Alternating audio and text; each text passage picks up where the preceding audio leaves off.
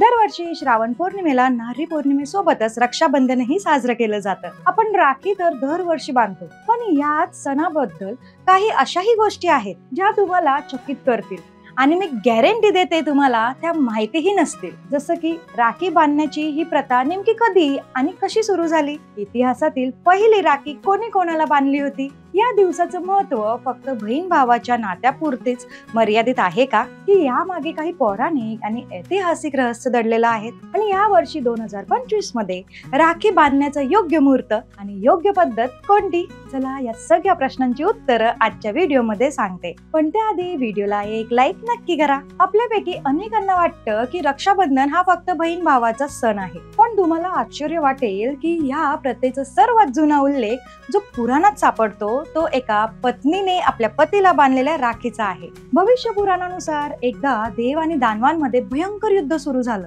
या युद्धात दानवांचा राजा वृत्रासुर देवांवर भारी पडत होता. देवांचा राजा इंद्रदेव यांचा पराभव होऊ लागला. आपल्या पतीला संकटात पाहून इंद्राची पत्नी शची अत्यंत चिंतित झाली. तिने आपल्या तपोबलाने एका पवित्र आणि सिद्ध धागा तयार केला आणि तो पती इंद्राच्या मनगटावर बांधला. या धाग्याच्या शक्तीने इंद्राचं रक्षण झालं, त्यांच्यात नवीन शक्तीचा संचार झाला आणि त्यांनी वृत्रासुरावर विजय मिळवला. तेव्हापासूनच कोणत्याही व्यक्तीच्या रक्षणासाठी आणि विजयासाठी मनगटावर पवित्र धागा बांधण्याची प्रथा सुरू झाली. हाच तो रक्षा धागा जो पुढे जाऊन रक्षाबंधनाचा आधार बनला. महाभारतात रक्षाबंधनाचा एक अत्यंत हृदयस्पर्शी प्रसंग आढळतो, जो या सणाला एक नव्या उंचीवर घेऊन जातो. एकदा भगवान श्रीकृष्णाच्या बोटाला उसाने जखम झाली आणि त्यातून रक्त वाहू लागलं. जवळच असलेल्या रुक्मिणी आणि सत्यभामेसह इतर राण्या कोणीतरी कापड आणावं यासाठी धावपळ करू लागल्या. पण हे पाहताच द्रौपदीने क्षणाचाही विचार न करता आपल्या अत्यंत महागड्या साडीचा पदर फाडला आणि श्रीकृष्णाच्या बोटाला बांधला. तिचं हे निस्वार्थ प्रेम आणि भक्ती पाहून श्रीकृष्ण भारावून गेले. त्याने त्याच क्षणी द्रौपदीला वचन दिलं की ताई, तू आज माझ्या रक्ताचं एक एक थेंब जपला आहेस. मी तुझ्या धाग्याचं प्रत्येक सुताचं ऋण फेडेन आणि वेळ प्रसंगी तुझं रक्षण करेन. पुढे कौरवांच्या सभेत जेव्हा द्रौपदीचं वस्त्रहरण होत होतं तेव्हा याच वचनाची आठवण ठेवून श्रीकृष्णाने तिची लाज राखली.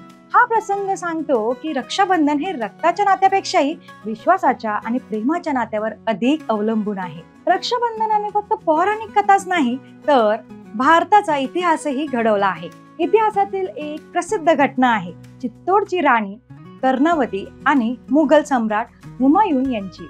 जेव्हा गुजरातचा सुलतान बहादूर शाह याने चित्तोडवर आक्रमण केलं तेव्हा राणी कर्णावतीला आपलं राज्य वाचवणं कठीण वाटू लागलं. तेव्हा त्यांनी मदतीसाठी मुघल सम्राट हुमायूनला एक राखी पाठवली आणि एका बहिणीने भावाला केलेल्या मदतीच्या आवाहनाप्रमाणे आपल्या राज्याच्या रक्षणाची विनंती केली. हुमायून त्यावेळी दुसऱ्या युद्धात व्यस्त होता, पण एका राजपूत राणीने पाठवलेली राखी पाहून तो अत्यंत भावुक झाला. त्याने आपलं सैन्य घेऊन चित्तोडच्या दिशेने कूच केली. जरी हुमायून वेळेवर पोहोचू शकला नाही तरी त्याने एका धाग्याचा मान ठेवण्यासाठी केलेला प्रयत्न इतिहासात अमर झाला. ही घटना दाखवते की रक्षाबंधनाचा धागा धर्म आणि राज्याच्या सीमा ओलांडून माणुसकीचं नातं जोडतो. तर या वर्षी 2025 मध्ये रक्षाबंधन 9 ऑगस्ट शनिवारी येत आहे. राखी बांधण्यासाठी पंचांगानुसार योग्य मुहूर्ताची वेळ पाहिली जाते. सहसा भद्रकाळात राखी बांधणे अशुभ मानलं जातं. या वर्षी भद्रकाळ नसल्यामुळे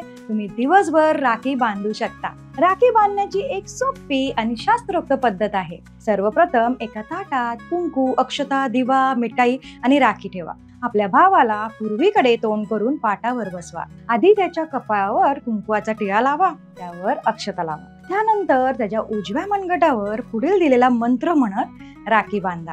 त्यानंतर भावाला ओवाळा आणि मिठाई भरवा. थोडक्यात सांगायचं तर रक्षाबंधन हा केवळ एक सण नाही तर तो एक भावनेचा, एका वचनाचा आणि एका अतूट नात्याचा उत्सव आहे. रक्षण करण्यासाठी रक्ताचंच नातं असावं लागत नाही.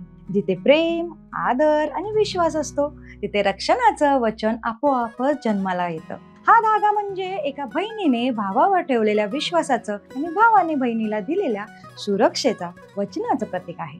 चला तर मग ज्यांना ही माहिती अजूनही नाही त्यांना हा व्हिडिओ जास्तीत जास्त शेअर करून या सुंदर सणाचं खरं महत्त्व जपूया. धन्यवाद.